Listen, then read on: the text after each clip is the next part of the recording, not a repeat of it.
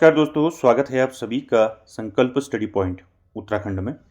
तो दोस्तों, खंड 3 से हम उत्तराखंड का इतिहास देख रहे हैं और उत्तराखंड के ऐतिहासिक काल में दोस्तों आज हम मध्यकाल की बात करेंगे और मध्यकाल में पंवार वंश या परमार वंश के बारे में आज जानेंगे दोस्तों।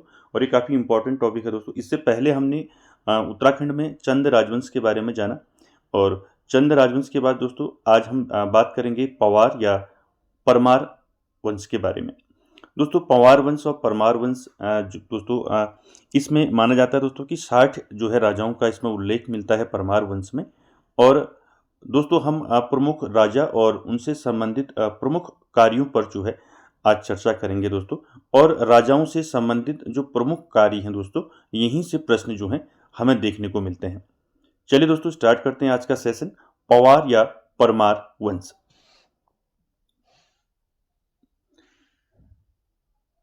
देखिए दोस्तों, उल्लेख मिलता है कि परमार वंश में कितने राजा हुए, तो 60 राजा हुए दोस्तों। तो 60 राजाओं में दोस्तों प्रमुख राजाओं और उनके कार्यों पर हम चर्चा करेंगे, क्योंकि यहीं से आपके क्वेश्चन देखने को मिलते हैं। तो देखिए, परमार वंश या पंवार वंश दोस्तों, इसकी स्थापना जो है किसने की, कब की, तो ये हम आगे बात करेंगे। तो आप यहाँ पर देख लें, 888 ईस्वी में परमार वंश की नींव रखी थी। ठीक है, किसने रखी थी उस पर हम आगे डिस्कस करेंगे। चलिए, और 1949 तक जो है ये शासन रहा गढ़वाल में। तो दोस्तों, जैसे कुमाऊं में आपने देखा कि कुमाऊं में चंद वंश का शासन था, जिसके बारे में हमने पिछली क्लास में जाना। तो चंद वंश दोस्तों, कुमाऊं में चंद वंश का शासन था और गढ़वाल में किसका था, गढ़वाल में था पंवार वंश का शासन या परमार वंश का शासन। तो दोस्तों, हमने चंद वंश देख लिया, कुमाऊं का चंद वंश। अब हम गढ़वाल का पंवार वंश देखेंगे और पंवार वंश से संबंधित जितने भी महत्वपूर्ण राजा हैं उनकी बात करेंगे और उनके कार्यों की बात करेंगे। चलिए, देखिए दोस्तों, कत्यूरी शासनकाल के अंतिम समय में उसके वंशजों और सामंतों ने पूरे उत्तराखंड में फैलकर जो है छोटे छोटे राज्यों के रूप में वो स्थापित हो गए।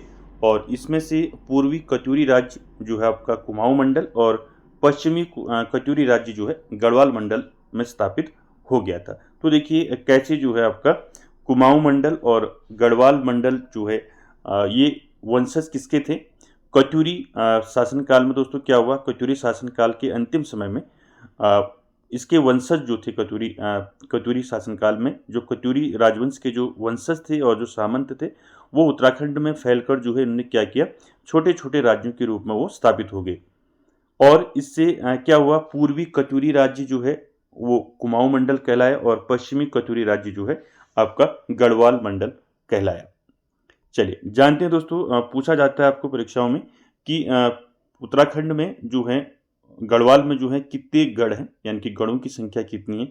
देखिए, उत्तराखंड अनेक छोटे छोटे राज्यों में विभक्त हो गया था और जिन्हें हम क्या कहते हैं, गढ़ या कोट कहा जाता है, जिनकी संख्या कितनी थी, 52 थी, यानी कि 52 गढ़ थे। तो उन 52 गढ़ों के नाम मैं अभी आपको बताऊंगा, क्योंकि यहाँ से क्वेश्चन बन जाता है दोस्तों कभी कि निम्न में 52 गढ़ों में कौन शामिल नहीं है, ऐसा क्वेश्चन देखने को मिला है दोस्तों। तो इसलिए इसको याद रखेंगे।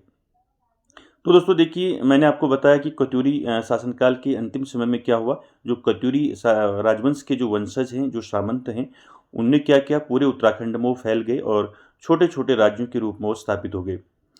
इससे क्या हुआ, जो पूर्वी कत्यूरी राज्य में जो फैले थे वंशज, वो कुमाऊं मंडल, और जो पश्चिमी कत्यूरी राज्य के थे वो गढ़वाल मंडल में वो स्थापित हो गए। तो क्या हुआ, आगे चल के उत्तराखंड जो है क्या हुआ, अनेक अनेक जो है अनेक छोटे छोटे राज्यों में क्या हो गया, बढ़ गया, विभक्त हो गया, जिन्हें हम क्या कहते हैं, गढ़ कहते हैं या कोट कहते हैं। ठीक है, गढ़ गढ़ कितने गढ़ हैं, तो टोटल जो है दोस्तों 52 गढ़ों की बात करेंगे। 52 गढ़ हैं, आपको पूछा जा सकता है क्वेश्चन में। तो 52 गढ़ों में उनके नाम आपको याद रखने हैं। ठीक है, चल इनके नाम याद रखने हैं, बाकी आपने कुछ नहीं करना बाकी। ठीक है, देखिए 52 गढ़ों के नाम मैं आपको बता देता हूँ। पहला जो गढ़ है वो है आपका चाँदपुर गढ़। ये गढ़ जो है दोस्तों सबसे मजबूत गढ़ था, चाँदपुर गढ़। उसके बाद देवलगढ़, खाड़गढ़, पोलीगढ़, कंडारगढ़ और कुजड़ीगढ़, लोधगढ़, मुंगरागढ़, मोलियागढ़ और रामीगढ़, गुरुगढ़, बधानगढ़ और धौनागढ़, बागगढ़, परासूगढ़, रतनगढ़, गढ़तांगगढ़, लोहाबगढ़, दसौलीगढ़ और कारागढ़, कौड़ागढ़, नागनाथगढ़, नागपुरगढ़, भरदारगढ़, नयालगढ़, सावलीगढ़ और संगेलागढ़ और जौटगढ़ और चंपागढ़। आगे चलते हैं। देखिए चंपागढ़, भौनागढ़ और भरपूरगढ़ और कल्याणगढ़। यहाँ से देखिए दसौलीगढ़ पढ़ा हमने, लंगूरगढ़, इंडियागढ़, लोदनगढ़, गढ़कूटगढ़, बनगढ़, चौथकूट, अजमेरगढ़, बदलपुरगढ़ और गुजड़ूगढ़। और उसके बाद साथ ही साथ देखिए चालागढ़, तोबगढ़, चौड़ागढ़, रामीगढ़, सांकरीगढ़, उप्पूगढ़, रैकागढ़, सिलगढ़, कुइलीगढ़, मौल्यागढ़, मुंगरागढ़, लोधगढ़। तो दोस्तों ये 52 गढ़ों के नाम हैं, इनको आपने याद रखने हैं। कभी क्वेश्चन पूछ लिया जाता है कि निम्न में से कौन जो है 52 गढ़ों में सम्मिलित नहीं है, तो इसको आप याद रखेंगे। देखिए 52 गढ़ों में बात करें, मैं भी आपको बताया कि 52 गढ़ों में सबसे महत्वपूर्ण गढ़ जो था वो था चाँदपुरगढ़, और जहाँ के राजा कौन थे? भानु प्रताप। याद रखें दोस्तों, ये आपको याद रखना इंपॉर्टेंट है। तो इन 52 गढ़ों में दोस्तों क्या था? इन 52 गढ़ों में सबसे महत्वपूर्ण गढ़ कौन था? चाँदपुरगढ़ था। तो चाँदपुरगढ़ का राजा कौन था? तो चाँदपुरगढ़ का राजा उस समय भानु प्रताप था। और भानु प्रताप ने ही दोस्तों अपनी पुत्री का विवाह किसके साथ किया था? कनकपाल के साथ किया था। अभी आगे इस पर चर्चा करते हैं। क्लियर है? इतने फैक्ट आपको याद रखने हैं। तो 52 गढ़ों में दोस्तों सबसे महत्वपूर्ण गढ़ है चाँदपुरगढ़, जहाँ का राजा कौन था? भानु प्रताप था। और भानु प्रताप ने दोस्तों कनकपाल को जो है अपना उत्तराधिकारी बनाया और अपनी पुत्री का विवाह जो है कनकपाल से किया। चलिए जानते हैं दोस्तों कनकपाल के बारे में। देखिए कनकपाल की बात करें, कनकपाल कौन था आपको पता होना चाहिए। कनकपाल दोस्तों धार गुजरात का जो है परमार शासक था, जो 887 ईस्वी में राजा भानु प्रताप के दरबार में आया था। और भानु प्रताप ने अपनी पुत्री का विवाह कनकपाल से किया और 888 ईस्वी में कनकपाल ने पंवार वंश या परमार वंश की नींव डाली। तो दोस्तों इंपॉर्टेंट है, आपको याद रखना है कि पंवार या परमार वंश की नींव किसने डाली? तो कनकपाल ने डाली। कब? 888 ईस्वी में। ठीक है, याद रखेंगे 888 ईस्वी में कनकपाल ने स्थापना की पंवार या परमार वंश की, इसको याद रखेंगे। और चाँदपुरगढ़ के समीप जो है कौनपुरगढ़ को अपनी राजधानी बनाया। तो देखिए कौनपुरगढ़ को अपनी राजधानी बनाया जो चाँदपुरगढ़ के ही समीप था। तो आपको ये फैक्ट याद रखने हैं कनकपाल से कि कनकपाल दोस्तों कनकपाल ने परमार या पंवार वंश की नींव डाली, यानी कि पंवार वंश की स्थापना की। कब की? 888 ईस्वी में की। और कनकपाल कौन था? कनकपाल था धार गुजरात का परमार शासक था कनकपाल।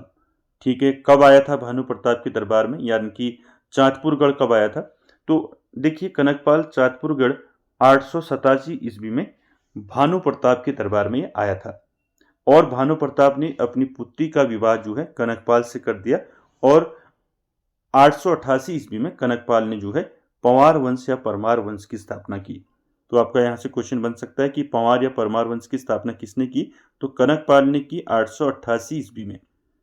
तो ये सारे फैक्ट आप याद रखेंगे। और कनकपाल ने अपनी राजधानी कहाँ बनाया? चाँदपुरगढ़ के समीप कौनपुरगढ़ में। क्लियर है? ये सारे फैक्ट आपको याद रखने हैं। आगे चलते हैं। कनकपाल का उल्लेख हमें जो है कहाँ मिलता है? तो देखिए कनकपाल का जो उल्लेख है हमें चाँदपुरगढ़ शिलालेख से मिलता है। तो चाँदपुरगढ़ शिलालेख किससे संबंधित है? कनकपाल से संबंधित है। और इतिहासकारों के अनुसार दोस्तों कनकपाल ही परमार वंश का संस्थापक था। तो इस चाँदपुरगढ़ शिलालेख से हमें ये जानकारी मिलती है दोस्तों कि जो कनकपाल था, कनकपाल जो है परमार वंश का संस्थापक था। तो इतिहासकारों का मानना है दोस्तों, और ये जानकारी हमें चाँदपुरगढ़ शिलालेख से मिलती है। याद रखेंगे चाँदपुरगढ़ शिलालेख किससे संबंधित है? कनकपाल से। आगे चलते हैं दोस्तों। अब बात करते हैं दोस्तों परमार वंश का 15वां शासक जो था वो था सुरपाल।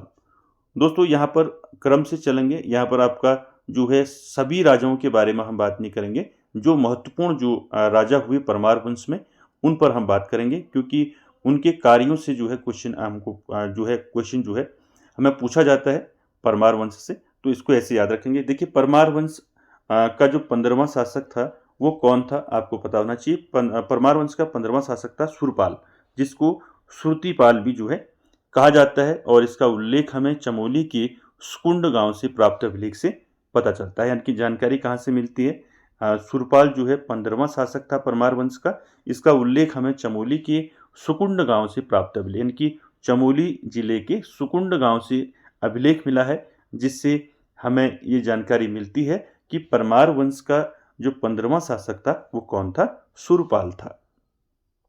आगे चलते हैं। अगला जो परमार वंश का शासक है, देखिए परमार वंश का जो 24वां राजा था या 24वां शासक था वो कौन था, सोनपाल। नाम याद रखें, कौन था, सोनपाल था। और यह 1243 से लेकर 1250 ईस्वी तक जो है गद्दी पर बैठा। और सोनपाल की बात करें तो सोनपाल ने अपनी राजधानी जो है भिलंग घाटी को बनाया था।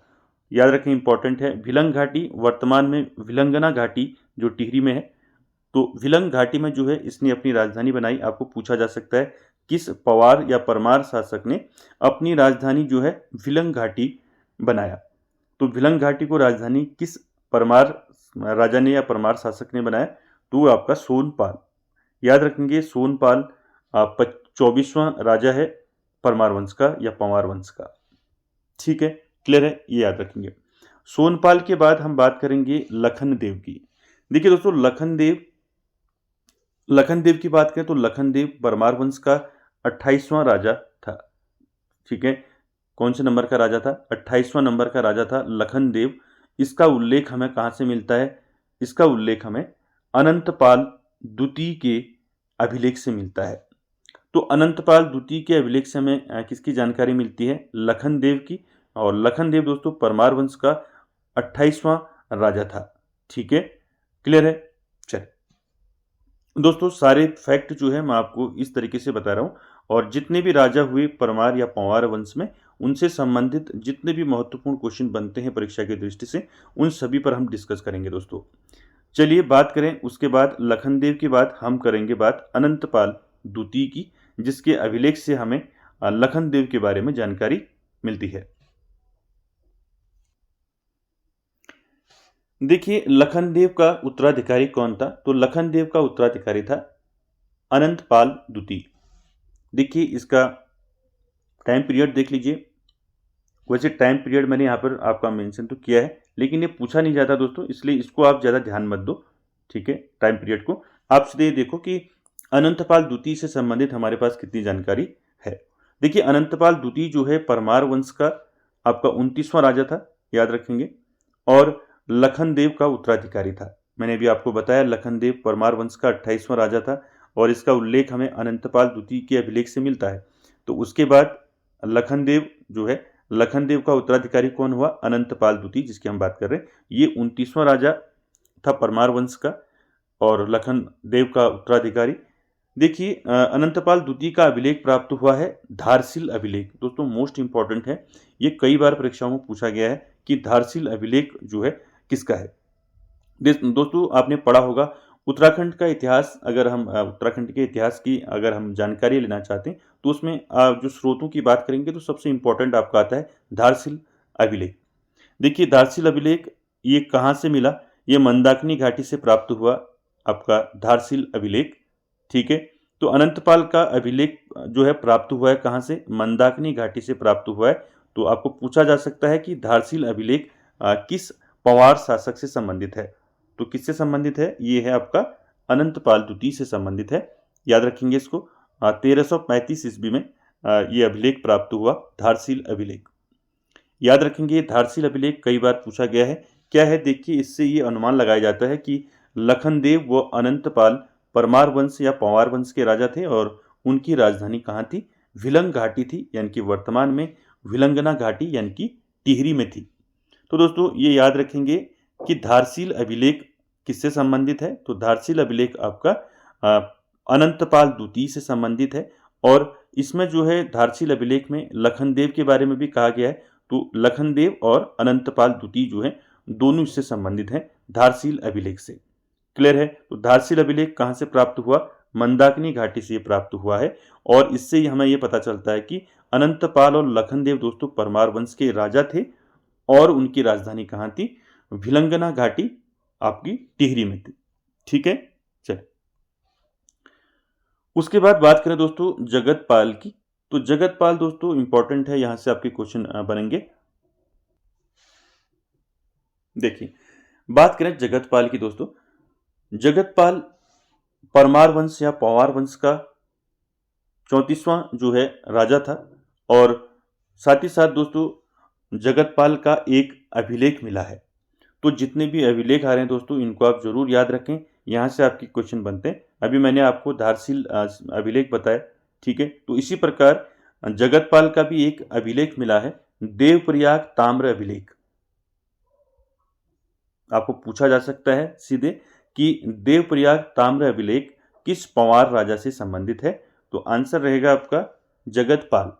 तो जगतपाल कौन से नंबर का राजा था? 34 नंबर का राजा था जगतपाल। और देवप्रयाग जो ताम्र अभिलेख है दोस्तों, ये किससे संबंधित है? जगतपाल से संबंधित है। और पंवार इतिहास का महत्वपूर्ण स्रोत है देवप्रयाग ताम्र अभिलेख। इस अभिलेख से ज्ञात होता है कि देवप्रयाग के आसपास का समस्त क्षेत्र जो है पंवारों के अधीन था। तो इंपॉर्टेंट है दोस्तों, अब पहला आपको क्या याद रखना है कि देवप्रयाग ताम्र अभिलेख किस पंवार राजा से संबंधित है?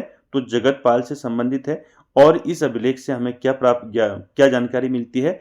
ये जानकारी मिलती है कि देवप्रयाग के आसपास का जो क्षेत्र है उसमें जो है पंवारों का जो है शासन था, यानी कि पंवारों के अधीन था समस्त क्षेत्र देवप्रयाग के आसपास का।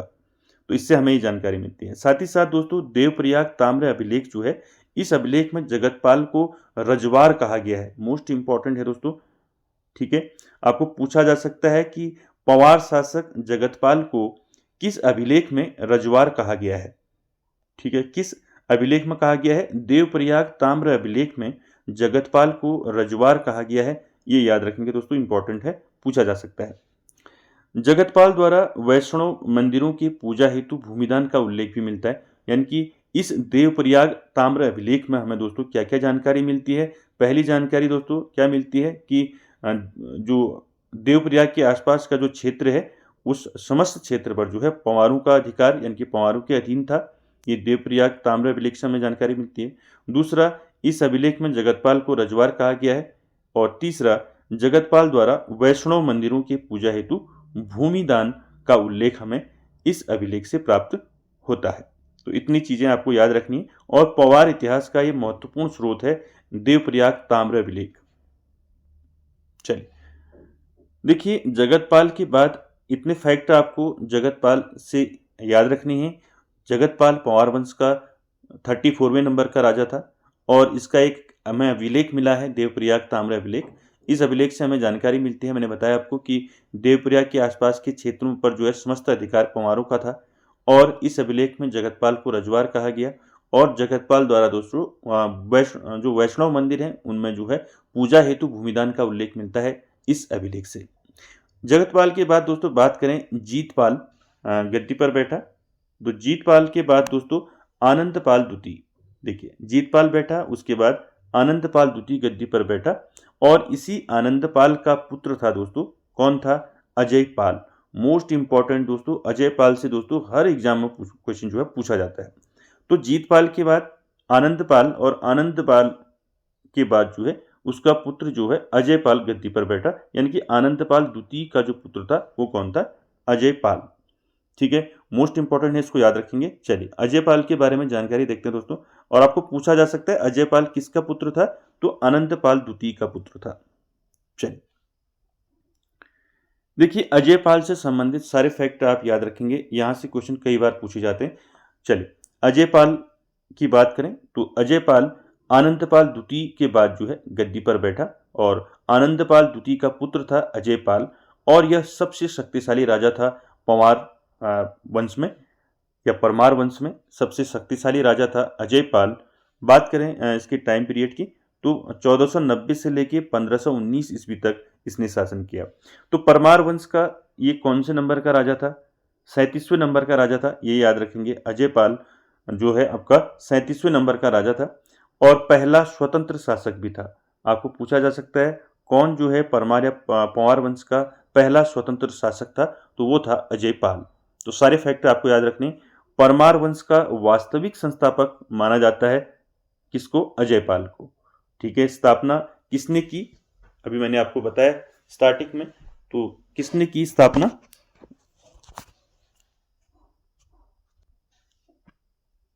तो स्थापना किसने की? कनकपाल ने की।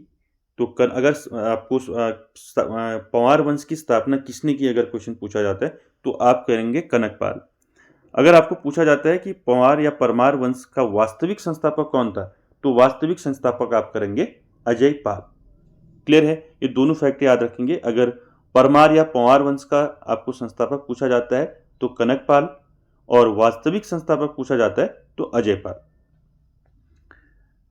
अगला फैक्ट देखिए, दिल्ली सल्तनत के राजा सिकंदर लोदी का समकालीन था। आपको पूछा जा सकता है सिकंदर लोदी का समकालीन कौन सा पंवार राजा था या पंवार शासक था, तो वो था अजयपाल। तो अजयपाल सिकंदर लोदी का समकालीन था, ये याद रखेंगे। उसके बाद अगला पॉइंट है, अजयपाल को गढ़वाल का अशोक कहा जाता है। कुछ उपाधियां हैं यहाँ से आपके क्वेश्चन पूछे जाते हैं। तो अजयपाल को दोस्तों किन नामों से जाना जाता है, तो ये आप याद रखेंगे। गढ़वाल का अशोक किसे कहा जाता है, तो गढ़वाल का अशोक कहा जाता है अजयपाल को, पहला। दूसरा, गढ़वाल का नेपोलियन किसको कहा जाता है, तो गढ़वाल का नेपोलियन भी अजयपाल को कहा जाता है। और साथ ही साथ गढ़वाल का बिस्मार्क किसको कहा जाता है, तो गढ़वाल का बिस्मार्क, गढ़वाल का नेपोलियन, गढ़वाल का अशोक किसको कहा जाता है। ये उपाधियां दी गई हैं अजयपाल को। ये तीनों फैक्ट आप याद रखेंगे दोस्तों, इस प्रकार के क्वेश्चन पूछे जाते हैं। ठीक है, चल। उसके बाद देखिए दोस्तों, मानोदय काव्य, लेफ्ट में आइए। देखिए मानोदय काव्य जो है दोस्तों किसने लिखी है? मानोदय काव्य कवि भरत की पुस्तक है। किसकी पुस्तक है? कवि भरत। आपको पूछा जा सकता है कि मानोदय काव्य की रचना किसने की, तो कवि भरत ने की। अब ये मानोदय काव्य में अजयपाल के बारे में क्या जानकारी है, देखिए। मानोदय काव्य दोस्तों जिसकी रचना कवि भरत ने की, इसमें दोस्तों अजयपाल की तुलना किससे की गई है? कृष्ण, युधिष्ठिर, भीम, कुबेर, इंद्र से की गई है। तो इंपॉर्टेंट है, याद रखेंगे कि मानोदय काव्य में अजयपाल की तुलना किससे की है? कृष्ण से, युधिष्ठिर से, भीम से, कुबेर से और इंद्र से की गई है। और मानोदय काव्य की रचना किसने की है? कवि भरत ने की है। उसके बाद देखिए, अजयपाल के समकालीन चंपावत का चंद राजा कौन था? आपको पूछा जा सकता है कि पंवार शासक अजयपाल के समय चंपावत का राजा कौन था? तो चंपावत का चंद राजा था कीर्तिचंद। नाम याद रखेंगे, कीर्तिचंद अजयपाल का समकालीन था, याद रखेंगे। उसके बाद देखिए अगला फैक्ट है दोस्तों, बधानगढ़ का युद्ध। मोस्ट इंपॉर्टेंट है, यहां से क्वेश्चन आपको पूछा जा सकता है। देखिए बधानगढ़ का युद्ध, या इसको आप कह सकते हैं ग्वालदम का युद्ध। ठीक है, तो बधानगढ़ का युद्ध या ग्वालदम का युद्ध कब हुआ था? 1491 में हुआ था, ये ईयर भी याद रखेंगे। और साथ ही साथ दोस्तों इसको उत्तराखंड का पानीपत कहा जाता है, ये इंपॉर्टेंट है। आपको पूछा जा सकता है कि किस युद्ध को दोस्तों उत्तराखंड का पानीपत कहा जाता है, तो बधानगढ़ का युद्ध जो है इसको उत्तराखंड का पानीपत कहा जाता है। और ये बधानगढ़ का युद्ध किनके बीच हुआ है? यानी कि हम अजयपाल की बात कर रहे हैं, तो अजयपाल और कीर्तिचंद के मध्य हुआ, लेकिन बाद में दोनों के मध्य जो है क्या होगी? संधि होगी। तो आपको यहाँ पर 3-4 फैक्ट याद रखने हैं। बधानगढ़ का युद्ध या ग्वालदम का युद्ध कब हुआ? 1491 ईस्वी में बधानगढ़ का युद्ध या ग्वालदम का युद्ध हुआ। और इस युद्ध को उत्तराखंड का पानीपत कहा जाता है। और साथ ही साथ दोस्तों आपको पूछा जा सकता है कि बधानगढ़ का युद्ध किन के बीच हुआ? तो बधानगढ़ का युद्ध दोस्तों अजयपाल और चंद राजा कीर्तिचंद के मध्य हुआ, और बाद में दोनों के मध्य क्या होगी? संधि होगी। तो इतने फैक्ट आपको बधानगढ़ का युद्ध, यानी कि बधानगढ़ का युद्ध जो ग्वालदम का युद्ध है, इससे रखना है। किसके बीच हुआ, कब हुआ, ठीक है, और इसको क्या कहा जाता है? उत्तराखंड का पानीपत कहा जाता है। राइट में देखिए दोस्तों, यहां पर देखिए अजयपाल ने राजधानी को 1512 ईस्वी में चांदपुरगढ़ से देवलगढ़ और 1517 ईस्वी में श्रीनगर स्थापित किया। तो मोस्ट इंपॉर्टेंट है, आपको पूछा जाता है कई बार कि पंवार वंश या परमार वंश का कौन सा शासक था जिसने अपनी राजधानी चाँदपुरगढ़ से देवलगढ़ की, या चाँदपुरगढ़ से देवलगढ़ या श्रीनगर की। तो ये पूछा जाता है कई बार, तो ये याद रखेंगे दोस्तों। अजयपाल ने जो है अपनी राजधानी कब की, ये ईयर भी याद रखेंगे। 1512 ईस्वी में अजयपाल ने दोस्तों अपनी राजधानी को क्या किया, चाँदपुरगढ़ से कहाँ स्थानांतरित कर दी, देवलगढ़। और 1517 में फिर जो है अपनी राजधानी श्रीनगर स्थापित की। ठीक है, और दोस्तों ये देवलगढ़ जो है ये श्रीनगर के समीप ही जो है पहाड़ी पर स्थित है। ठीक है, यानी कि श्रीनगर के नज़दीक है देवलगढ़। ठीक है, तो श्रीनगर के नज़दीक जो है समीप में जो पहाड़ी पर स्थित है देवलगढ़, और फिर इसने अपनी राजधानी देवलगढ़ फिर कहाँ कर दी, श्रीनगर स्थापित कर दी उसके बाद 1517 में। देखिए इसके राजधानी परिवर्तन का क्या कारण था। देखिए राजधानी परिवर्तन का कारण था चंद आक्रमणों से सुरक्षा और श्रीनगर का राज्य के मध्य में होना। तो देखिए इंपॉर्टेंट है कि क्यों जो है अजयपाल ने राजधानी परिवर्तन किया। तो राजधानी परिवर्तन अजयपाल ने दोस्तों चंद आक्रमणों के डर से किया, इनकी चंद लोग आक्रमण करेंगे इसके डर से उसने जो है अपनी राजधानी कहाँ कर दी, श्रीनगर जो है, पहले देवलगढ़ फिर उसके बाद श्रीनगर जो है स्थापित कर दी। और श्रीनगर इसलिए भी की दोस्तों क्योंकि श्रीनगर राज्य के मध्य में स्थित था। ठीक है, तो इतने फैक्ट आपको याद रखने हैं। और साथ ही साथ दोस्तों अजयपाल गोरखनाथ संप्रदाय का अनुयायी था। ठीक है, तो अजयपाल गोरखनाथ संप्रदाय का अनुयायी था। तो ये माना जाता है दोस्तों कि ये जो देवलगढ़, ये श्रीनगर के पास समीप जो पहाड़ी पर जो स्थित है देवलगढ़, यहाँ पर दोस्तों गोरखनाथ संप्रदाय के गुरु सत्यनाथ का जो है निवास था। इसीलिए दोस्तों अजयपाल ने अपनी राजधानी जो है देवलगढ़ बनाई थी पहले। ठीक है, लेकिन बाद में फिर श्रीनगर जो है स्थापित की। तो इतने फैक्ट आपको याद रखने। चलिए आगे देखिए, अजयपाल पंवार वंश का प्रतापी शक्तिशाली राजा था। अनेक गढ़ों को जीतकर एक विशाल गणराज्य की स्थापना की और गढ़वाल का एकीकरण करवाया था। पूछा जा सकता है आपको कि पंवार या परमार वंश का कौन सा ऐसा राजा था जिसने गढ़वाल का एकीकरण करवाया। तो गढ़वाल का एकीकरण किसने करवाया, अजयपाल ने। ठीक है, किसने किया, अजयपाल। ठीक है, ये पूछा जा सकता है। ठीक है, चल उसके बाद देखिए अजयपाल ने जो है कत्यूरियों के सोने के शासन को छीनकर उन्हें अंतिम रूप से पराजित किया। यानी कि अजयपाल ने जो है कत्यूरियों को जो है अंतिम रूप से क्या करा, पराजित किया। ठीक है, चलिए बाकी और जो फैक्ट हैं अजयपाल से, क्योंकि अजयपाल से काफ़ी बार जो है दोस्तों पूछा जाता है। देखिए अजयपाल एक महान निर्माता था जिसने देवलगढ़ में राजभवन बनाया। आपको सीधे पूछा जा सकता है कि पंवार या परमार वंश के किस राजा ने, किस शासक ने देवलगढ़ को देवलगढ़ में राजभवन बनाया। तो किस पंवार शासक ने देवलगढ़ में राजभवन बनाया, तो वो है आपका अजयपाल। और साथ ही साथ देवलगढ़ में कुलदेवी राज राजेश्वरी की स्थापना की। तो कुलदेवी राज राजेश्वरी की स्थापना देवलगढ़ में किसने की, तो वो की अजयपाल ने। चलिए अगला फैक्ट है दोस्तों, इंपॉर्टेंट है। देखिए अजयपाल ने मापतौल का मानकीकरण करवाया और अनाज मापन हेतु धूलिपाथा, ये सुना होगा आपने नाम धूलिपाथा, तो धूलिपाथा की व्यवस्था की। ठीक है, तो अनाज मापने के लिए किसने जो है, किस पंवार शासक ने अनाज मापन हेतु जो है धूलिपाथा का निर्माण किया, धूलिपाथा की व्यवस्था की, तो आपका आंसर रहेगा अजयपाल। ये कई बार पूछा है दोस्तों, धूलिपाथा अनाज मापन हेतु धूलिपाथा व्यवस्था किसने शुरू की, तो ये अजयपाल ने शुरू की। और इस धूलिपाथा को दोस्तों धर्मपाथा भी कहा जाता है। ठीक है, क्लियर है। तो आपका ये याद रखेंगे, धूलिपाथा अनाज मापन हेतु धूलिपाथा व्यवस्था किसने शुरू की, अजयपाल ने। चलिए आगे चलते हैं, अजयपाल से संबंधित और आपकी इंपॉर्टेंट फैक्ट हैं। देखिए अजयपाल ने वर्ण व्यवस्था से निपटने के लिए दरबार में शिरोला ब्राह्मणों की नियुक्ति की थी। तो मोस्ट इंपॉर्टेंट है, आपको पूछा जा सकता है कि वर्ण व्यवस्था से निपटने के लिए किस पंवार शासक ने अपने दरबार में शिरोला ब्राह्मणों की नियुक्ति की थी।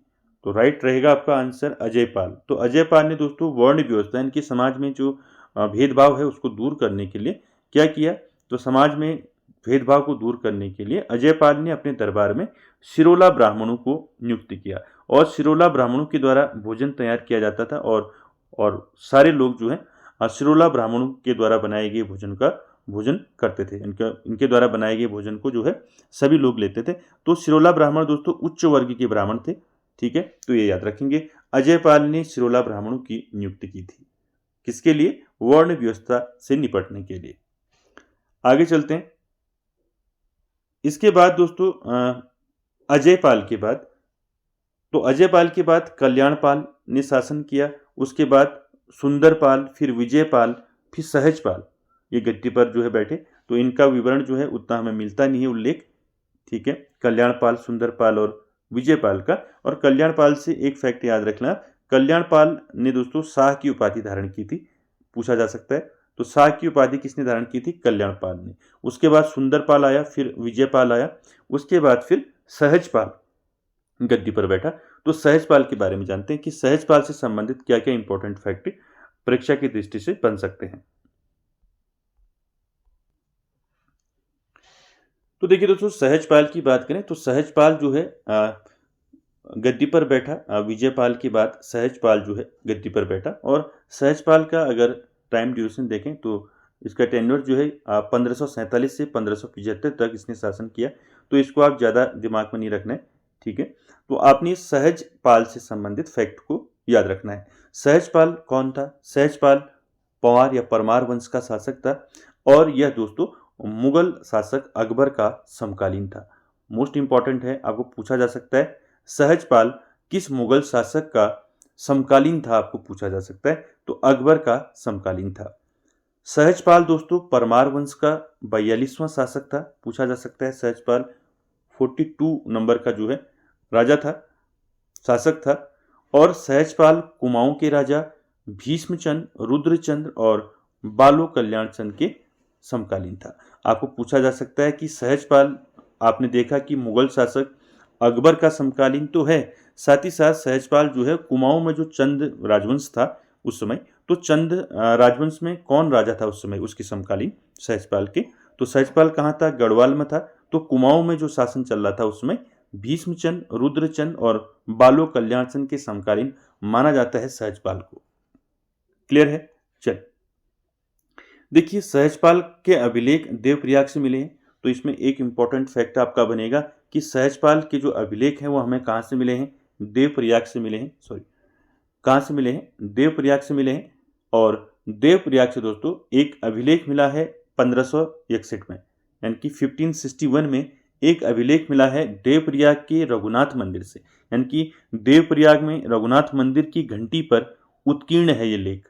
किसका है ये? सहजपाल के बारे में हमें जानकारी देता है। तो इससे जानकारी मिलती है कि सहजपाल कुशल राजनीतिक प्रजापालक दानी राजा था। तो ये चीज याद रखेंगे कि सहजपाल से संबंधित हमें एक अभिलेख मिलता है देवप्रयाग से। देवप्रयाग के रघुनाथ मंदिर की घंटी पर जो है उत्कीर्ण है ये लेख, जो हमें सहजपाल के बारे में जानकारी देता है कि सहजपाल कुशल राजनीतिक प्रजापालक और दानी राजा था। और ये कब मिला ये भी आप याद रखें, 1561 में दोस्तों ये अभिलेख मिला। और कहाँ से मिला? रघुनाथ मंदिर की घंटी पर उत्कीर्ण ये लेख मिला देवप्रयाग में। और ये क्या बताता है? ये सहजपाल के बारे में हमें बताता है। इतने फैक्ट आपको याद रखने हैं। उसके बाद देखिए, सहजपाल की बात करें तो सहजपाल के काल में अकबर ने एक अन्वेषक दल गंगा जी के उद्गम की खोज तथा अन्य जानकारी के लिए गढ़ राज्य में भेजा था, यानी कि गढ़वाल राज्य में भेजा था, लेकिन सहजपाल द्वारा इसको रोक दिया गया। तो यहाँ पर क्या इंपॉर्टेंट बनेगा? देखिए, सहजपाल के काल में जब सहजपाल का शासन था गढ़वाल में, तो उसी समय दोस्तों अकबर ने क्या किया? अकबर ने एक अन्वेषक दल जो है, यानी कि एक खोजी दल को जो है गंगा जी के उद्गम की खोज, यानी कि गंगा नदी के उद्गम, यानी कि गंगा नदी कहाँ से निकलती है इसकी खोज तथा अन्य जानकारी के लिए गढ़वाल राज्य में ये दल भेजा अकबर ने। लेकिन सहजपाल द्वारा जो है इनको जो है रोक दिया गया। ठीक है, ये याद रखेंगे। और आप सभी जानते हैं दोस्तों कि जो मुगल आपके जो अकबर है, अकबर और आपका जो जहांगीर, ऐसा माना जाता है कि अकबर और जहांगीर जो थे वो गंगा का ही पानी पीते थे। तो ये इंपॉर्टेंट है, पूछा भी गया था कभी। तो आप दोनों का नाम याद रखें, अकबर और जहांगीर, ये दोनों ही दोस्तों गंगा का पानी पीते थे। ये दोनों फैक्ट याद रखेंगे। ठीक है, तो सहजपाल से आपने सारे फैक्ट याद रखने। सहजपाल जो है अकबर का समकालीन था और परमार वंश का 42 यानी कि 42वां शासक था सहजपाल। और सहजपाल कुमाऊं में राजा भीष्मचंद, रुद्रचंद और बालो कल्याण सेन का समकालीन था। और इसका एक अभिलेख मिलता है सहजपाल का, हमें कहाँ से मिलता है? देवप्रयाग के रघुनाथ मंदिर की घंटी पर उत्कीर्ण एक लेख है दोस्तों, जो सहजपाल के बारे में हमें जानकारी देता है। ये लेख जो है हमें 1561 का यह लेख है, जो हमें जानकारी देता है कि सहजपाल कुशल राजनीतिक और प्रजापालक और दानी राजा था। और इसी के काल में, सहजपाल के काल में ही अकबर ने एक अन्वेषक दल को जो है कड़वाल राज्य में भेजा था। किस लिए भेजा था? गंगा नदी के उद्गम की खोज तथा अन्य जानकारी के लिए भेजा था, लेकिन सहजपाल द्वारा इनको क्या कर दिया गया? रोक दिया गया। क्लियर है सारे फैक्ट? चल, उसके बाद देखिए सहजपाल के बाद बलभद्र परमार जो है शासक या राजा बना, या इसको आप कह सकते हैं बलभद्र शाह। ठीक है, तो सहजपाल के बाद जो है राजा कौन बना? बलभद्र शाह। दोस्तों बलभद्र शाह से जो है हम कल चलेंगे, और अभी हम दोस्तों सहजपाल तक ही जो है आज यहाँ यहीं तक चलेंगे, और अगली क्लास में हम बलभद्र शाह से आगे को चलेंगे। तो दोस्तों कैसा लगा आपको आज का सेशन? जरूर कमेंट बॉक्स में कमेंट करें, और वीडियो को एंड तक देखने के लिए थैंक यू वेरी मच।